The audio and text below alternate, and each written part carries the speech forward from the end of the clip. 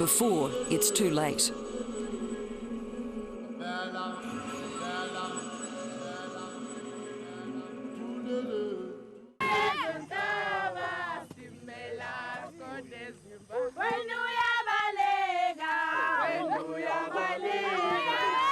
There is now a move to reclaim the land from the ravages of human encroachment. Near the coast at St Lucia, an hour east of Mfolozi, these teenagers are doing just that. As part of a community project funded by the Wildlands Trust, they are clearing out alien plants and replanting native species. A restored forest environment here could host a wide range of wildlife, including the graceful and secretive leopard. Andrew Venter of the Wildlands Trust is leading this push to reclaim the natural habitats and to turn around the human damage to the environment. We're just seeing the change. We're seeing this incredible enthusiasm from communities throughout the area, people really buying into the opportunities that they're now seeing the environment offer. Historically, conservation's been a negative thing. Conservation's been fencing off your land, take away your rights. And we're saying, no, wait, why don't you do this for yourself? That is the biggest challenge that I think any conservation body or any person involved in conservation is facing today. It's an awesome challenge to try and get local people involved in conservation efforts to their advantage and to show it to their advantage. They need to feel it in their stomachs and feel it in their pockets and not just see it viewed on television, for instance. It needs to be something physically tangible that they can actually feel. And it's not something that will happen overnight. It's an education process, but more than that, it involves commitment from conservationists. There has to be, you've got to put something in order to get something out.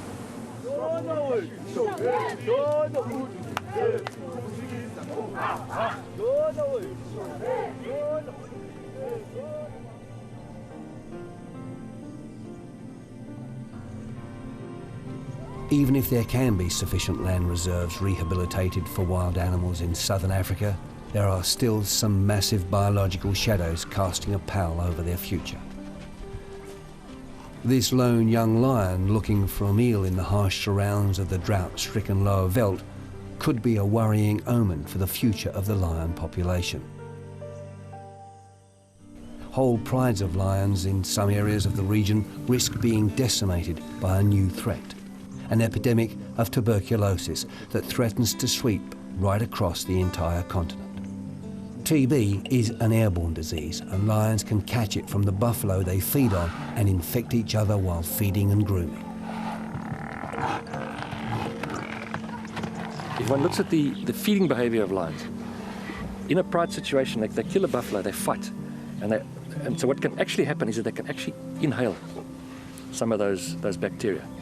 And they can then get the pulmonary form, or the lung form, which then forms these lesions. They don't look the same as in buffalo, but then with the coughing and fighting, they're able to spread it to the others. So it is a huge problem. At Shakuda Game Reserve, the lion breeding program is tightly managed, and all animals are carefully observed for any signs of the disease. But when it's time to move them to another enclosure, things don't always go to plan. This youngster has been darted with a tranquilizer and has sought refuge in a tree.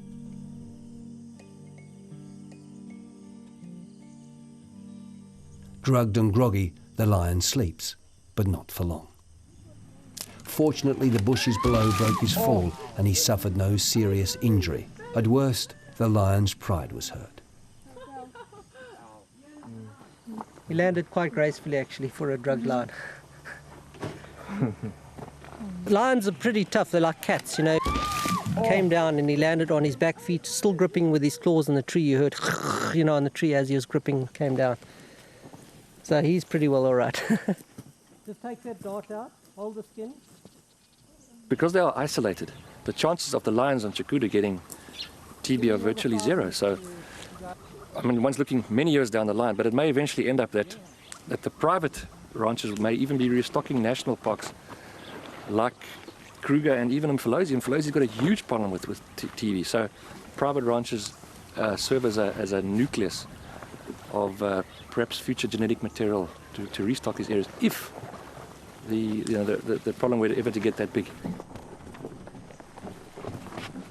So although TB isn't an epidemic yet, it's just another problem facing South Africa's big game. But there's an even bigger threat, and one that could be solved very easily. As a former government-funded researcher, big cat expert Thas de Wet now despairs at the level of government support for the preservation of endangered species. He says the drought isn't just confined to the weather.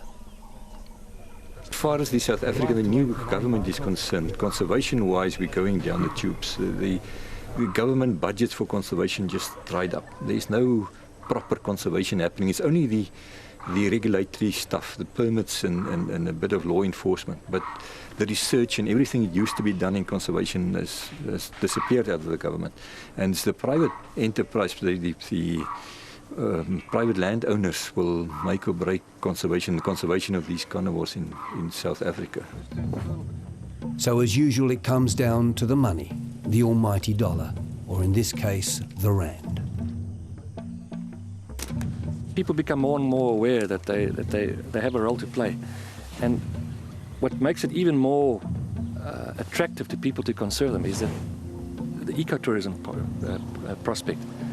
These animals are able to pay for themselves, and one doesn't want to be mercenary about it, but there's so much pressure on our land that unless a piece of land can actually produce money and be economically viable, it's going to be taken away for something else. So there's that old slogan, I know it's very controversial, that says if conservation pays, it stays.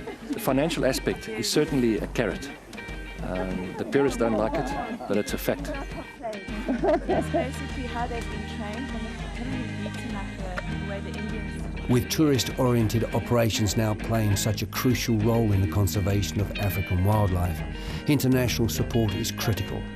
One way for people to help is to support wildlife organisations, but safari operator Jacqueline Berger says she has an even better idea. Of course, the best thing for people would be to come here.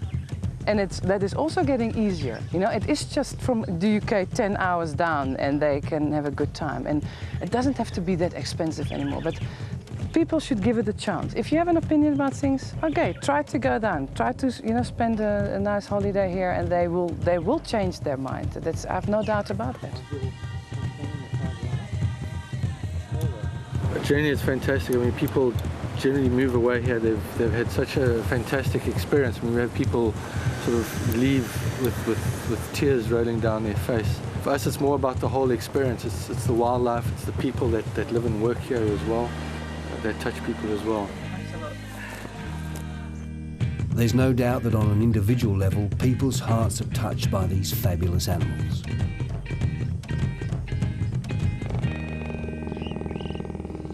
And while individuals can make a difference by volunteering their time to help, or by donating money to various charities that fight for the wildlife, the challenge to save Africa's endangered species is so great that if humanity as a whole takes its eye off the ball for too long, then in the blinking of an eye, some of the world's most loved species of animals could disappear from the wild completely.